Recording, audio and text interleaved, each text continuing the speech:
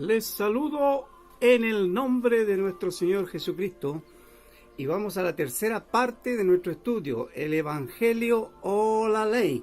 Y para eso vamos a leer el capítulo 3 de la Epístola a los Gálatas, que dice así: Oh Gálatas insensatos, ¿quién os fascinó para no obedecer la verdad? A vosotros, ante cuyos ojos Jesucristo fue presentado claramente entre vosotros como crucificado. Esto solo quiero saber de vosotros: ¿recibiste el Espíritu por la obra de la ley o por el oír con fe? ¿Tan necios sois? Habiendo comenzado por el Espíritu, ¿ahora vais a acabar por la carne? ¿Tantas cosas habéis padecido en vano? Si es que realmente fue en vano. Aquel, pues, que os suministra el Espíritu y hace maravilla entre vosotros, ¿lo hace por la obra de la ley o por el oír con fe? Ahí tenemos entonces la lectura de los primeros versículos del capítulo 3, con el cual va a comenzar a introducir el tema de la fe, el oír por la fe, que es el tema de la que ya planteamos en la lección pasada, que es la justificación por la fe, que es un tema, ¿no es cierto?, muy propio de nuestra fe cristiana evangélica. Bueno, el dilema es: o vivimos por el Evangelio o bajo el dictado de la ley. ¿Será? Vamos a seguir con las preguntas, ya que Pablo en este texto hace muchas preguntas. ¿Será que para nosotros, en nuestro tiempo y en el tiempo también de Pablo, será más cómodo que se nos diga lo que tenemos que hacer en lugar de decidir por nosotros mismos? Es interesante esta pregunta para comenzar a dilucidar por qué muchas sectas, grupos realmente sectarios, grupos que son cristianos o pseudo cristianos, tienen mucho éxito, ¿no es cierto? Podemos ver cantidad de personas siguiendo esas religiones. ¿Acaso de esta manera olvidamos nosotros que la gracia del Señor está acompañándonos cuando tomamos decisiones en Cristo? Es evidente que algunas personas prefieren hacer las cosas más bien como una obra para sentirse justificado delante de Dios. ¿Necesitamos hacer estas cosas? ¿Necesitamos hacer mucho más para que Dios nos crea y esté conforme con nosotros? Es decir, estamos haciendo cosas siempre para aparentar, siempre estamos haciendo cosas como para merecer algo, y en realidad eso invalida, de alguna manera, como lo dice Pablo muy fuertemente, invalida la cruz de Cristo. La cruz de Cristo fue el gran sacrificio. Nosotros no tenemos que hacer sacrificio, ningún tipo de sacrificio. Por otro lado, nos damos cuenta que a veces, ¿no es cierto?, por nuestra propia naturaleza, nos gusta que nos hagan vivir apegados a cierto legalismo. Y esto viene desde pequeño, cuando estamos en la escuela, cuando estamos en el hogar, ¿no es cierto? Hay reglas, hay normas, y nos gusta que nos estén, como se dice vulgarmente, dando con estas reglas encima del lomo. Pero hoy nosotros nos planteamos que al conocer a Cristo como hijos de Dios, pasamos a vivir una vida nueva. Y esta vida nueva, evidentemente, tenemos que disfrutarla, tenemos que vivirla en plenitud. Es justificable si en la antigüedad, es justificable si antes de conocer a Cristo nosotros vivíamos bajo ciertos reglamentos, bajo ciertas normas, obedeciéndolas y a veces, ¿no es cierto?, ni siquiera queriéndolas ni apreciándolas, sino que sintiendo que era algo obligatorio. Creo que es difícil comprender que existan personas que tengan un comportamiento religioso y hagan una gran cantidad de cosas simplemente porque se sienten obligados por alguna situación, obligados. Mi comprensión, y creo que la suya también, de la vida cristiana, es que es algo gozoso, es algo de alegría. Así como por gracia hemos recibido esta nueva vida, por gracia también nosotros hacemos lo que hacemos. Las cosas que hacemos no las hacemos por las obras de la ley, no las hacemos por la meritocracia, como se dice. No las hacemos para acumular puntos. Ya hemos conseguido con Cristo, lo tenemos todo.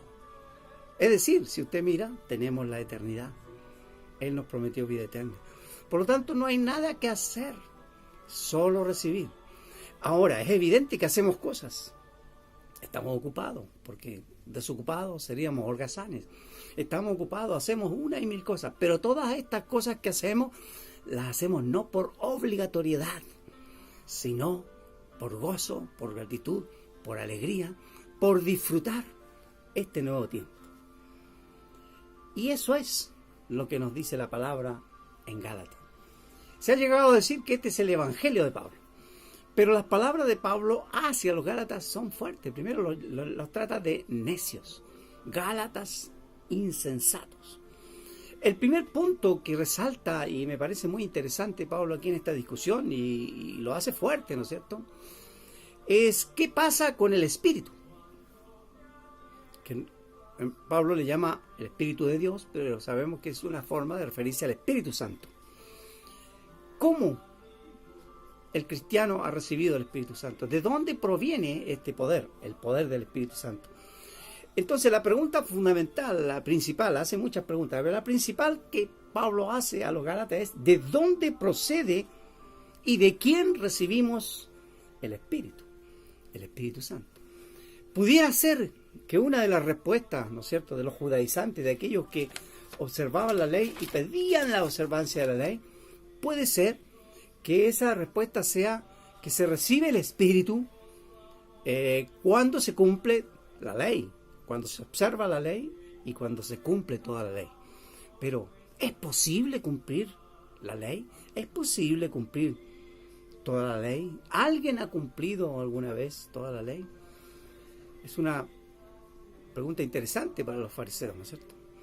La segunda respuesta, y es la que obvia, ¿no es cierto?, es que el Espíritu se recibe por el oír de la fe. A través del oír de la fe, nosotros oímos, ¿no es cierto?, la palabra, recibimos la palabra, oímos, pusimos oído y nació la fe. El Espíritu obró en nosotros y pudimos oír y nació la fe. Se nos predica a Cristo crucificado y aceptamos su obra, que es la obra de Dios por y para nosotros. Hemos oído ese evangelio. Y aquí oír, ¿no es cierto?, no es solamente quien escucha, ¿no es cierto?, como quien pone la radio o el televisor o algún aparato sonoro, sino que es oír y aceptar lo que hemos oído. Aquí creo que es un punto en el cual nosotros tenemos que poner acento. Hemos hablado, ¿no es cierto?, de aquellas personas que vuelven atrás. Hemos hablado de aquellas personas que aparentemente se han convertido y comienzan una vida cristiana y de pronto desertan y dejan de hacerlo. Quizás aquí hay un elemento, ¿no es cierto? Una cosa es oír, escuchar el mensaje, deslumbrarse y sentirse atraído, sentirse emocionado y querer seguir este caminar. Es una cosa. Pero otra cosa es lo que dice Pablo, oír y aceptar. Oír y aceptar ese mensaje como algo que es bueno para nuestras vidas, como algo, un camino, una posibilidad que nos saca, ¿no es cierto?, de una esclavitud que es el pecado, la ley y la muerte. Evidentemente, no se ha asumido completamente la cruz de Cristo cuando se escucha el mensaje, se atiende, se impresiona, pero no se acepta en su totalidad lo que significa este nuevo compromiso de vida. Esta nueva vida que se le llama, ¿no es cierto?, la nueva vida en Cristo. Entonces, por eso Pablo hace un reproche a estos cristianos, los Gálatas. Gálatas que dejan, ¿no es cierto?, que dejan este caminar glorioso, maravilloso, porque se impresionan con la elocuencia de las palabras de los nuevos predicadores que han aparecido en el escenario allí de las iglesias que hay en Galacia. Pero eso lo veo tan actual, lo veo como si Pablo estuviera hablando a la iglesia de hoy, no a los Gálatas, sino a la iglesia de hoy.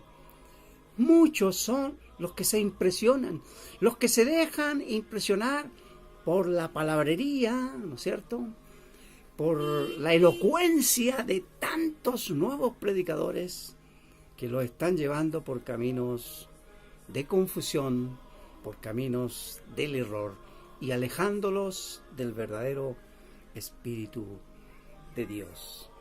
La nueva, entonces, según el apóstol Pablo, la nueva y verdadera vida espiritual del creyente comienza con la recepción del Espíritu de Dios, pero que se hace a través de la fe y no por las obras.